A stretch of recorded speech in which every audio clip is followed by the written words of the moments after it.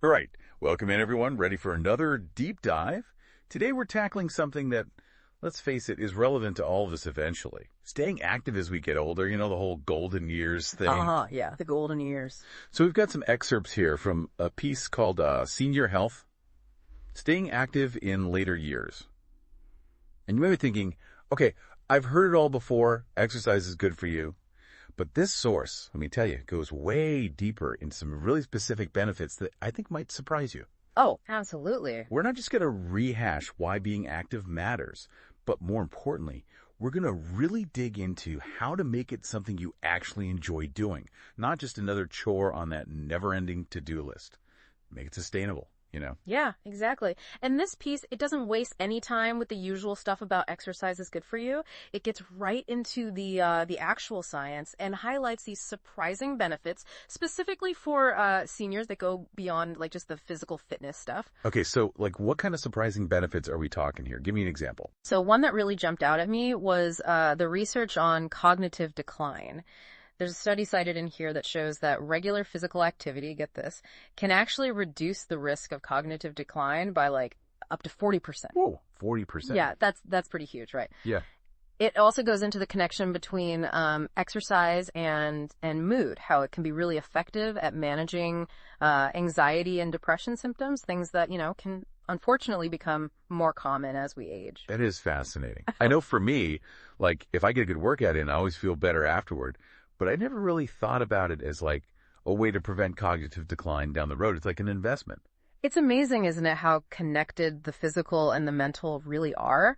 Mm-hmm. And the source, it really makes a point of emphasizing that it's never too late to start. There are stories in here about people who picked up exercise later in life, and saw these huge improvements to their overall well-being. It's funny you mentioned that. It makes me think of my aunt. She started taking yoga classes, late 60s she was. And she's always telling me how much it not only keeps her flexible, which is awesome at that age, but it also gave her this whole new group of friends, that social side of it, which I feel like is so crucial, especially as people get older. Maybe they're not working anymore. Maybe they're not getting out as much. Absolutely, yeah. Social interaction is a key point this source makes. It's not just about solo gym sessions, things like group fitness classes, dancing, team sports. These things can provide that sense of community, of belonging, which is, huge for mental and emotional health. So it's really about finding something you genuinely enjoy doing, right? That seems to be a big part of it.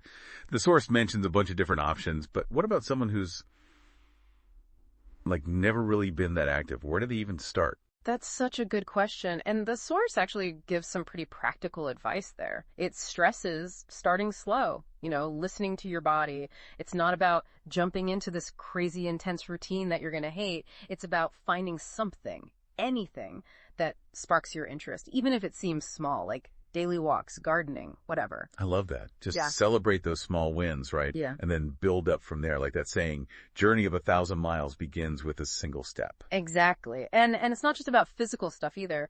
The source also talks about keeping your mind engaged, things like learning a new language, puzzles, even just reading regularly. So it really is about that balance, keeping both body and mind active and making sure it's stuff you actually find enjoyable. Precisely. And honestly, I think that's the biggest takeaway here. It's not just about adding years to your life, but adding life to your years. Ooh, I love that. That's a great way to put it. It really is a reminder that aging doesn't have to mean slowing down or giving up on stuff you like. Yeah, exactly. It's about finding ways to stay engaged, to stay connected, to stay curious about the world around you. Okay, so before we wrap this up, I got to ask, this one's for you listening. What's that one activity you've always been kind of curious about but haven't actually tried? What's holding you back? Maybe, just maybe, it's time to take that first step, see where it leads. Never too late to discover a new passion and really embrace a more vibrant, fulfilling life. Thanks for joining us for this deep dive, everyone. Yeah.